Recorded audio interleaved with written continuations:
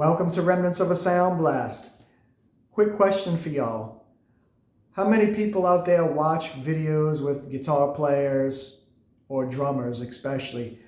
If you watch drum solos or guitar solos, there's a guy who played on David Lee Roth Eat 'Em and Smile album from 1986. I believe he played on Skyscraper 2 and a few others.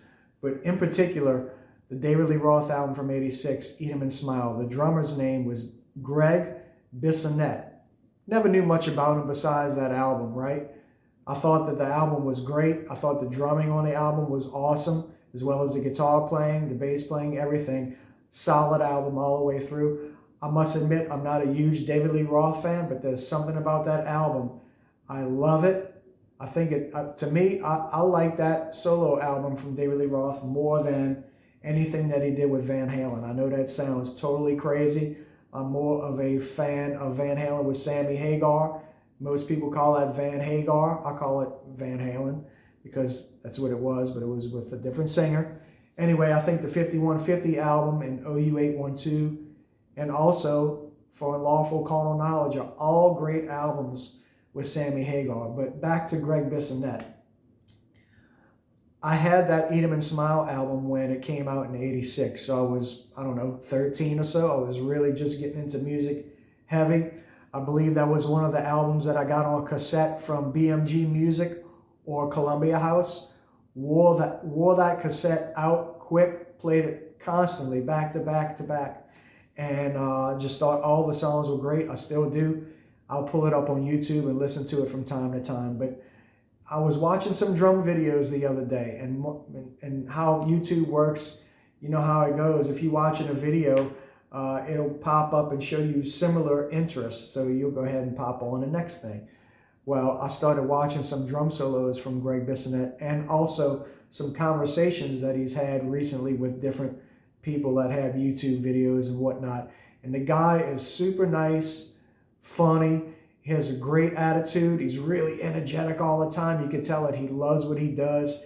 He's so excited about talking about his life, people that he's met along the way.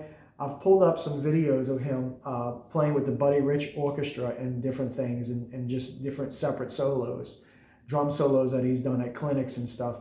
And this guy is so good. He is a freaking beast, which people say these days. That's a famous word. Everybody's a beast. Well, he's a beast.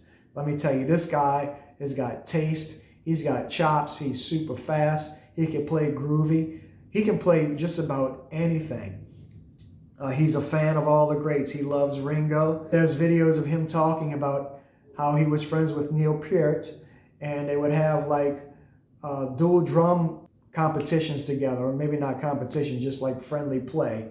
He would come over to his house and they'd play and they'd jam, and then they'd go to the lake and go to the boathouse and everything, which I thought that was so cool to listen to, that he was such good friends with Neil Peart. But he was at the Buddy Rich Drum Orchestra clinic, and he's done several different things throughout the years. He's played with a bunch of different people besides David Lee Roth too. He's played with Joe Satriani as well.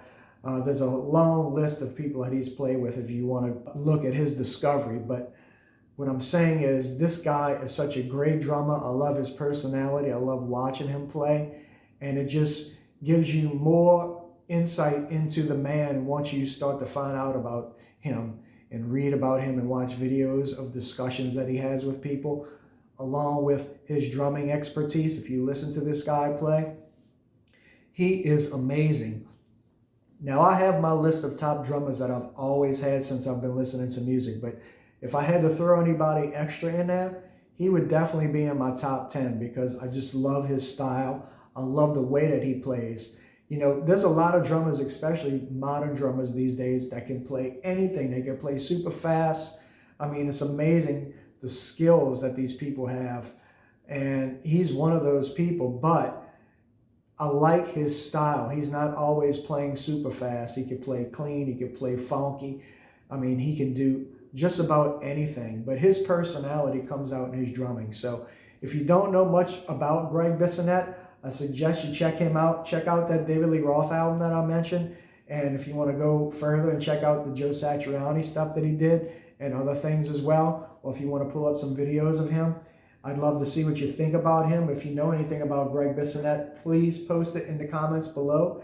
If you're someone like me that just likes to just scroll YouTube and just search for different musical, drummers and people playing different instruments and stuff, I definitely suggest you check him out. You'll really enjoy him. He's awe-inspiring. If you watch this guy, it's like, damn, dude, he must practice a lot. It's really interesting to get into the minds and the personality of the musicians that you love.